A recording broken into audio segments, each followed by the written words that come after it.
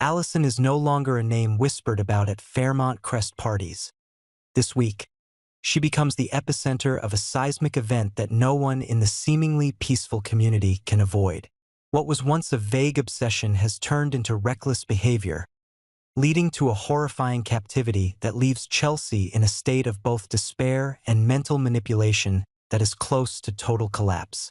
Allison's obsession with Chelsea is no longer simply twisted love or jealousy, but has grown into a total desire for control, strangling the life and identity of the person she sees as her role model, enemy, lover, and sometimes a mirror of her own twisted desires.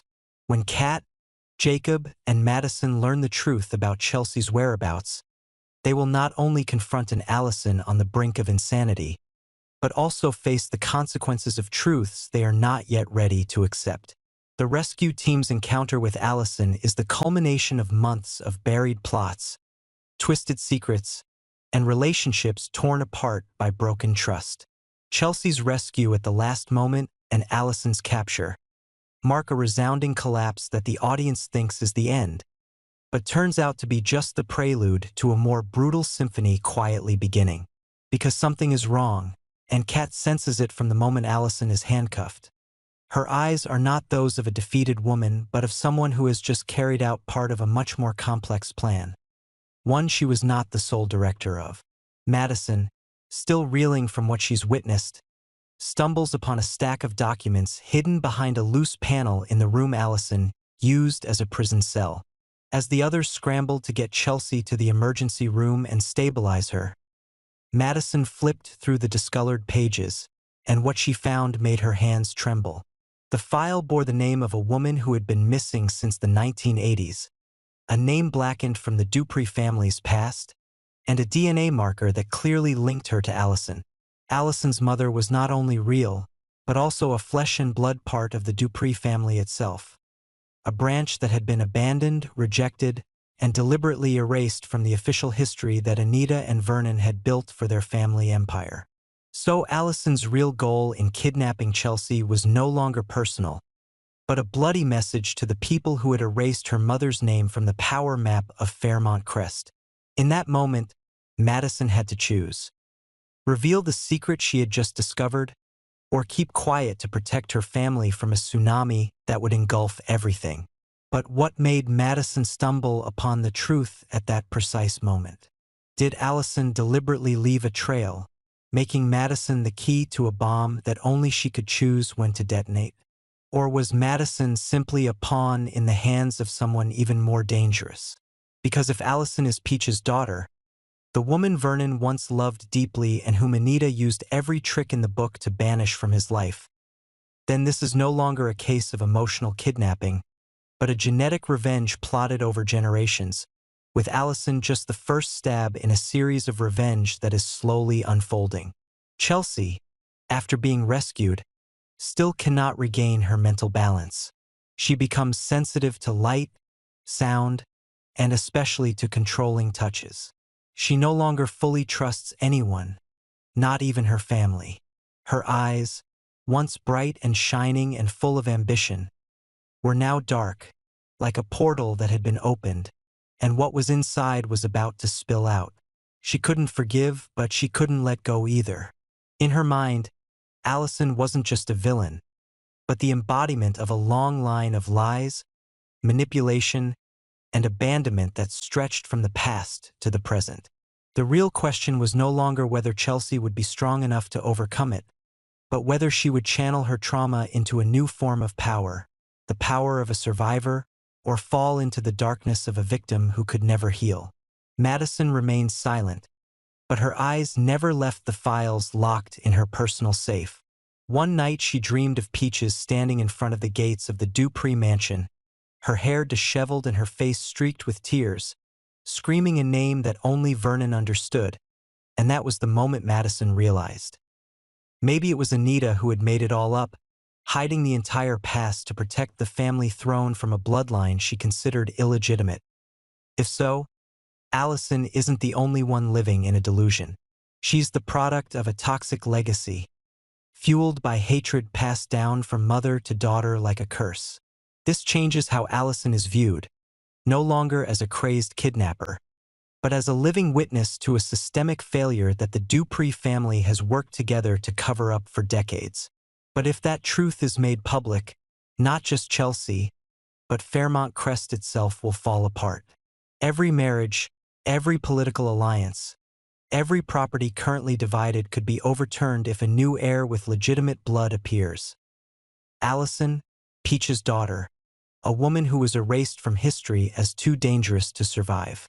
Will Madison choose this moment to reveal it for the sake of justice, or will she use it as a bargaining chip to protect a future she believes is worth the sacrifices of the past? Allison, as she was being escorted out of Fairmont Crest, left a note hidden in the sleeve of her coat, which was later found by a security guard. The words on it were simple but provocative. "This is not the end. This is just my way of making you see yourself." It was enough to shatter any complacency about victory. Allison may have been caught, but what she had stirred up was more dangerous than any individual action. Chelsea now was faced with a choice: forgive to heal or dig deeper to seek revenge. And while she was still deciding, an anonymous letter arrived in Jacob's office, along with an old photo of Peaches holding a newborn baby on the porch of the mansion now owned by the Dupree family. The questions seem to have only just begun, and the answers will not only determine Allison's fate, but redraw the entire map of power at Fairmont Crest, where truth is always more precious than blood, and legacies never come from kindness. But even as the truth knocks at the door, the powers that be at Fairmont Crest cling to their facades. Anita, the august matriarch of the Dupree clan, receives a copy of Madison's files from an anonymous sender, a sneak attack that leaves her unable to deny them any longer. Her face remains unchanged as she reads the description of Allison and Peach's blood relationship, but her eyes turn cold and chilling.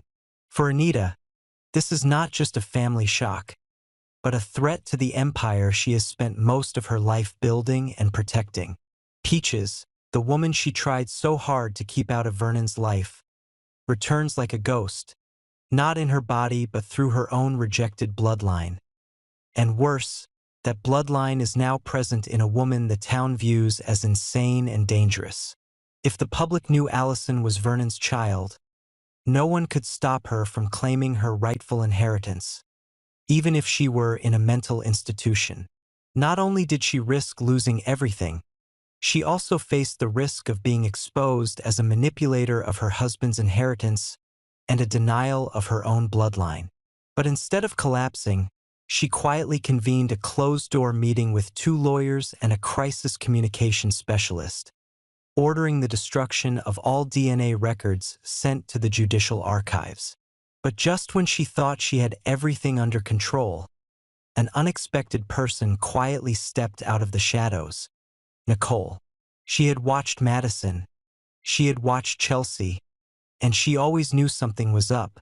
Nicole was the kind of person who wouldn't stand aside from a power play if she knew she had the chance to push other women off the board.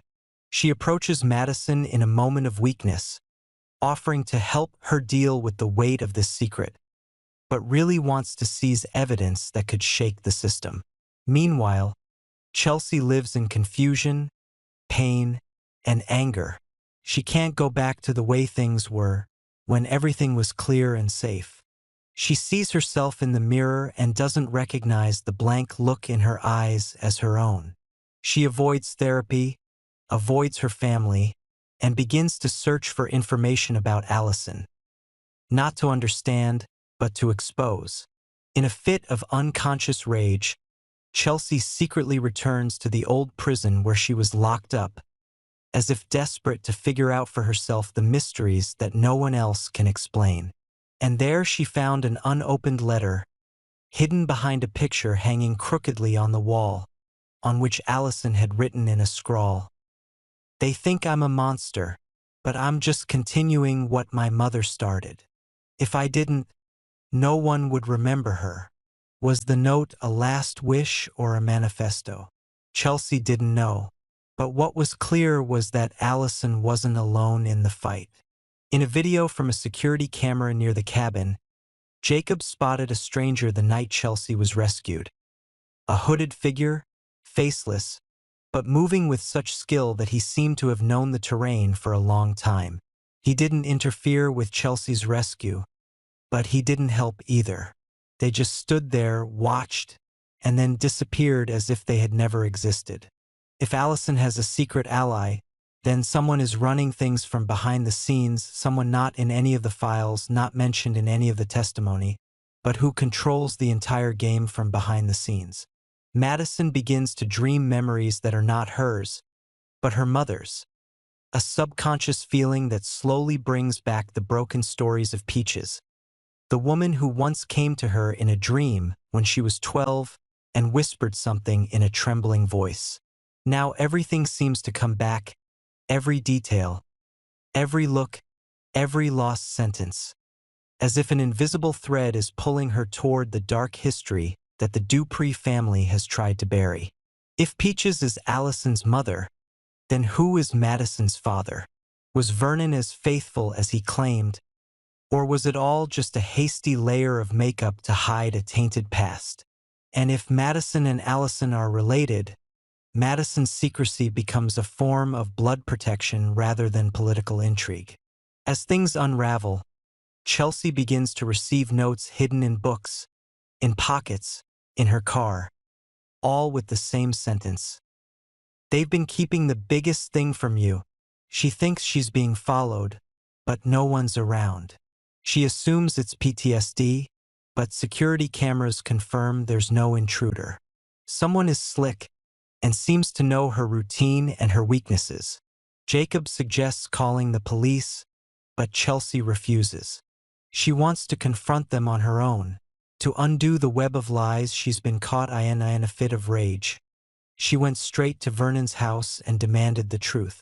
No one knew what their 30-minute conversation was about, but when Chelsea emerged, her eyes were red, and Vernon collapsed into a chair, silent as if he'd just been sentenced to death. Soon after, a leaked video showed Vernon and Peaches in a secret meeting from more than 20 years earlier.